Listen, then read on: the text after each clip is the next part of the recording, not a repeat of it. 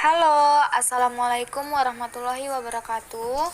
Kami dari kelompok 8 akan menjelaskan pengembangan fisik motorik melalui permainan kreatif yang beranggotakan Nova Maulina dengan NIM 10620200009, Windy Rispati Wulan 10620200031, dan Nina Aulia Agustina dengan NIM 10620200033. Nah, peranan guru dalam permainan kreatif.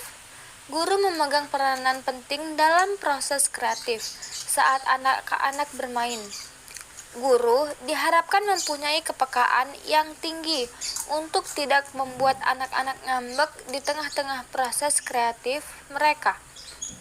Guru semestinya paham kapan saatnya membiarkan pembelajaran kreativitas tetap berjalan dan bagaimana menjaga supaya pemikiran dan gagasan anak tetap lancar mengalir. Urgensi guru dalam permainan kreatif. Adapun beberapa kiat-kiat yang dapat digunakan untuk memotivasi proses kreatif pada anak. 1. Guru perlu menanggapi dan menghargai setiap pertanyaan anak. 2.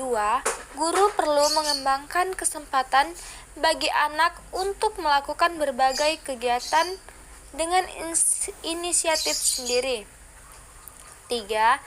Anak-anak perlu tahu bahwa gagasan-gagasan mereka menarik dan bernilai.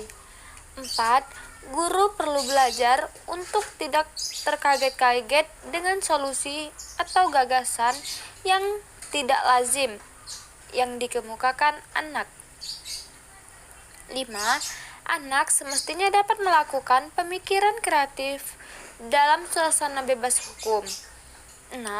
Guru perlu memahami betul bahwa proses kreatif yang ada dalam pikiran anak lebih penting daripada kegiatan yang harus dilakukan anak. 7. Kreativitas tidak hanya milik artis atau seniman.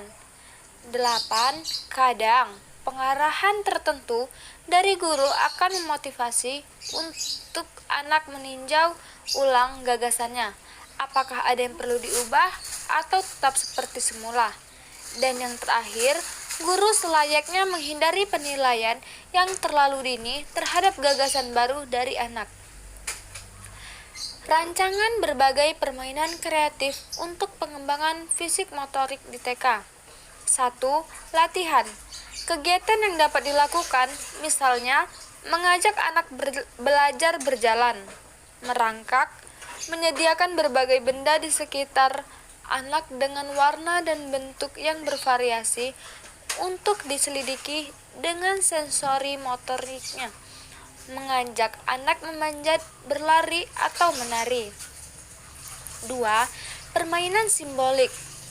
Salah satu bentuk bermain drama adalah bermain cerita, story play.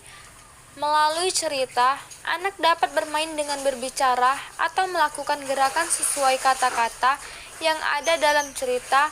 Pemilihan cerita untuk pengembangan fisik harus dilakukan dengan hati-hati.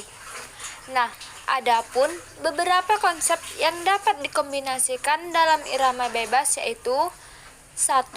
Konsep posisi, 2. Konsep waktu, 3. Konsep daya, 4. Konsep komposisi tubuh, dan yang kelima, konsep ekspresi wajah. Rancangan berbagai permainan kreatif untuk pengembangan fisik motorik di TK. 3. Perlombaan. Jenis permainan perlombaan biasanya dilakukan saat anak berusia 7-12 tahun, namun juga dapat dilakukan untuk anak-anak usia TK. Jika perlombaan akan diterapkan untuk anak TK, maka ada rambu-rambu yang harus diperhatikan, yaitu mengenalkan perlombaan, memilih perlombaan yang gembira, memilih beragam perlombaan yang mengembangkan. Langkah-langkah yang perlu diperhatikan untuk merancang permainan. 1. menyediakan lingkungan yang memungkinkan anak untuk bebas mencoba dan menjelajahi berbagai benda, kegiatan maupun peralatan. 2. Mengorganisasikan lingkungan di dalam dan di luar kelas untuk memberikan kesempatan pada anak mengembangkan keterampilan motoriknya melalui permainan simbolis. 3. Membiarkan anak untuk bergabung dalam perlombaan secara berkelompok saat perkembangan mereka sudah siap, daripada mengharuskan mereka untuk giat dalam sebuah lomba atau olahraga. 4.